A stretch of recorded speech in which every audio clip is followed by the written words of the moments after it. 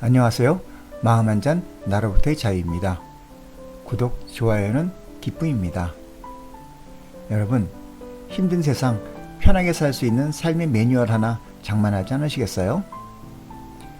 저를 포함해 사람들 사는 것을 보면 참 분주하고 힘들고 괴롭습니다. 어차피 한평생 살기를 왜 우리 삶은 항상 분주하고 힘든 것일까요?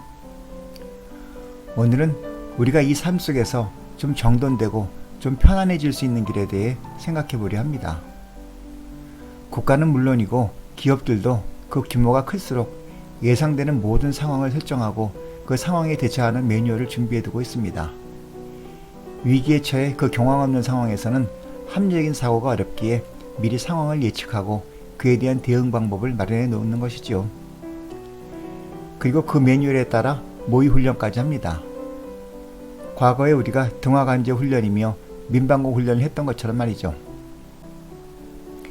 그렇게 매뉴얼을 만들어 놓고 모의 훈련까지 해두면 어떤 위기 상황이 발생했을 때 비교적 차분히 그 매뉴얼을 적용해 위기를 극복하게 되지요. 우리 삶도 마찬가지입니다.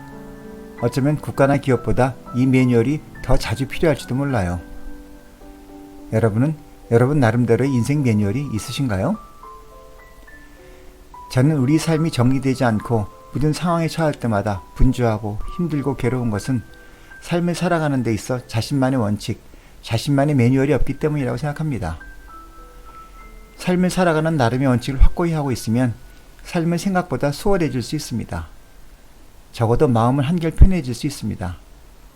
마음과 몸이 따로가 아니라 마음이 편안해지면 몸이 받는 삶의 괴로움도 훨씬 다르게 느껴지게 됩니다.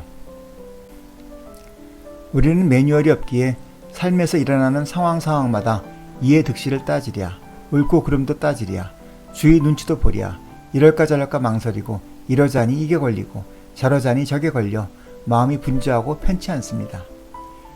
예컨대 만약 어떤 사람이 정직을 삶의 모토로 하여 목에 칼이 들어와도 거짓됨이 없기로 정하고 평소에 소소한 일에서부터 그 훈련을 해온다면 그는 거짓과 진실을 선택해야 하는 순간에 남들보다 우왕좌왕하지 않고 편하게 진실을 결정할 수 있을 것입니다. 어떤 사람이 청렴을 직장생활이 모토로 하고 평소 마음을 가지고 훈련한다면 뇌물의 유혹이 있을 때 다른 이들보다 훨씬 편하게 거절할 수 있을 것입니다. 국가적 차원에서 보면 대형 화재 발생 시 매뉴얼, 외환위기에 대한 매뉴얼, 적의 공격 정도에 따른 매뉴얼 등 많은 상황을 가정한 매뉴얼이 있습니다. 우리 삶에도 여러 경우의 매뉴얼이 있습니다. 누군가 사정없이 미워질 때의 대처 매뉴얼, 직장에서 해고당했을 때의 대처 매뉴얼, 여친과 헤어지게 되었을 때의 대처 매뉴얼, 뜻하지 않게 재산을 잃게 되었을 때의 대처 매뉴얼 등등 많은 매뉴얼이 필요하겠죠.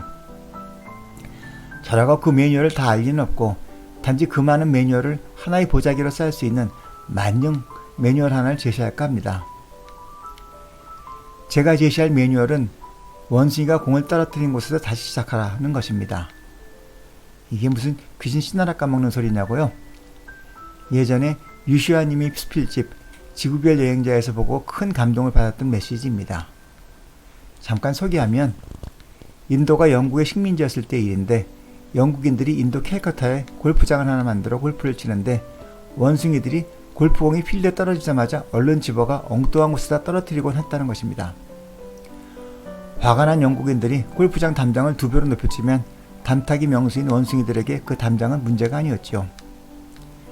오히려 영국인들이 그 작은 공에 집착하는 것을 보고 원숭이들은 더욱 신이 나서 골프공을 이리저리 굴리고 다녔습니다. 결국 영국인들은 새로운 규칙을 만들 수밖에 없었는데 그것이 바로 원숭이가 골프공을 떨어뜨린 바로 그 자리에서 경기를 진행하라는 것입니다. 어찌 되었을까요? 이 새로운 규칙에 따라 어떤 이는 엉뚱한 곳으로 골프공을 날렸다가도 원숭이들이 그 공을 홀컵에 떨어뜨려 행운을 맛보기도 하고 어떤 이는 간신히 홀컵 가까이 공을 보냈는데 원숭이가 집어가 물속에 빠뜨리는 불운을 겪기도 했지요. 여기서 영국인들은 큰 삶의 교훈을 배우게 됩니다. 그런 일은 골프 경기에서만이 아니라 삶에서도 다반사로 일어나고 있다는 것을요. 삶에서 일어나는 일들은 자신이 계획대로 다 조정할 수는 없다는 것을요. 얼마 전 읽어드렸던 임태주 시인의 시 어머니 편지에서도 말하죠. 산다는 것은 종잡을 수가 없다. 요망하기가 한여름 날씨 같아서 비 내리겠다 싶은 날은 해가 나고 맑구나 싶은 날은 느닷없이 소낙비가 들이닥친다. 맞습니다. 사는 게 정말 이렇지요. 우리는 이제 인정해야 합니다. 내 삶이지만 내가 통제하지도 조절하지도 못한다는 것을요.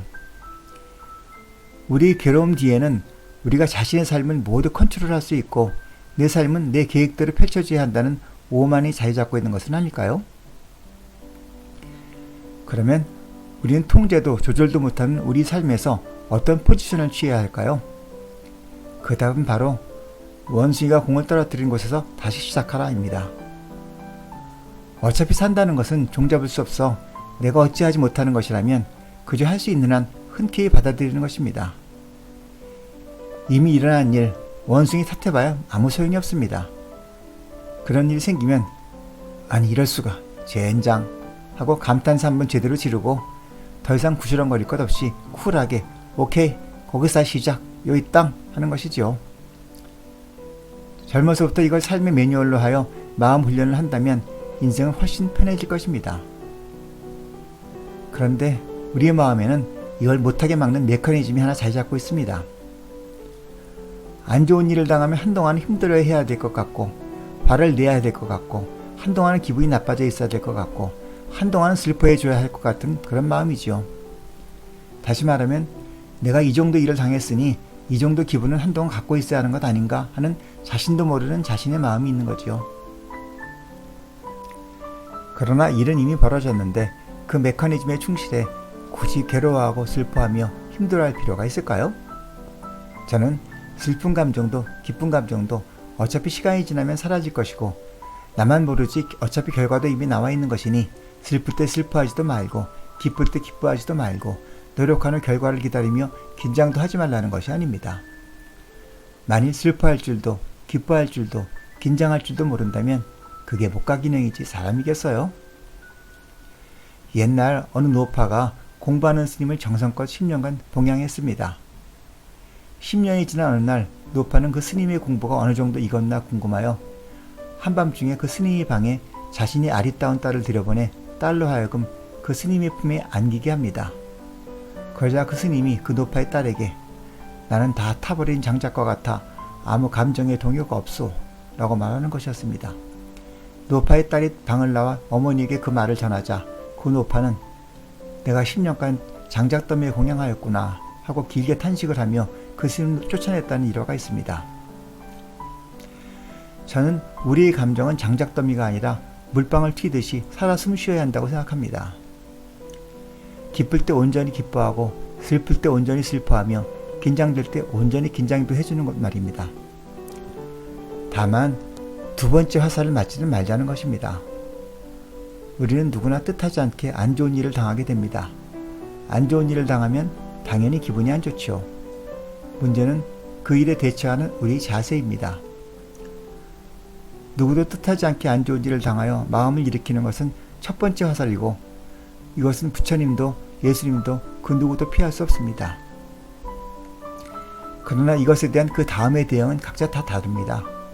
예를 들어보죠. 어떤 사람이 새 차를 뽑아 처음 타고 골목길을 나오다 다른 차와 접촉사고가 납니다. 당연히 기분이 나쁘지요. 이것이 첫 번째 화살입니다. 그러자 그 새 차 주인은 새 차 타고 처음 나왔는데 아침부터 재수가 없고 자기는 항상 되는 일이 없다고 화를 내며 그 상대방 운전자와 멱살잡이를 합니다. 이렇게 되면 두 번째 화살을 맞는 겁니다.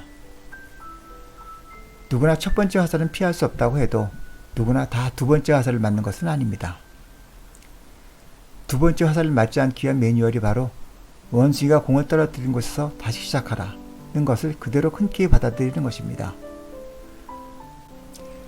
말도 안 통하고 제멋대로인 원숭이를 탓해서 구시렁대며 마음이 요동친다면 당연히 그 다음 샷까지 망치게 되지만 그 일어난 일에 대해 세상에 이런 일이 젠장 하고 감탄사 한번 제대로 내뱉은 후 오케이 이런 게 사는 맛이지 하고 그대로 인정하고 받아들여 마음이 고요해지면 그 다음 샷은 살릴 수 있습니다. 이 원숭이가 공을 떨어뜨린 곳에서 다시 시작하라를 삶의 원칙으로 매뉴얼로 삼는다면 삶이 어느 순간에도 크게 동요하지 않고 괴로워하지 않고 자신이 본래 호흡으로 삶을 살아갈 수 있지 않을까요? 우리가 오직 모를 뿐이라는 진리를 곰곰이 곱씹어 본다면 원숭이가 공을 떨어뜨린 곳에서 다시 시작하라는 매뉴얼을 좀 더 쉽게 받아들일 수 있을 것입니다. 원숭이가 나쁜 자리에 공을 던져 놓으면 기분이 상하는 것은 그 자리에 던져진 것이 나쁘다는 생각이 들기 때문일 텐데, 원숭이가 좋은 자리에 던져 놓으면 좋은 일이고 나쁜 자리에 던져 놓으면 나쁜 일일까요? 과연 분명히 그럴까요? 여러분, 세옹지마 이야기 다 잘 아시지요? 변방에 사는 노인네의 말 이야기는 다들 잘 아시기에 대충 뭉그려 말하면, 노인이 말을 잃은 화가 말을 한 마리 더 얻은 복이 되고, 한 마리 더 얻은 복이 손자 다리 부러지는 화를 불러왔는데, 그 다리 부러지는 화가 손자가 징병에서 제외되어 목숨을 부지하는 복을 가져왔다는 것이지요.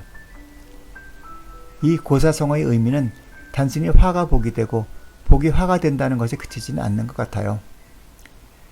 옛날에 운동권 대학생이 반정부 시위를 하다 잡혀 구속된 채 재판을 받게 되었습니다.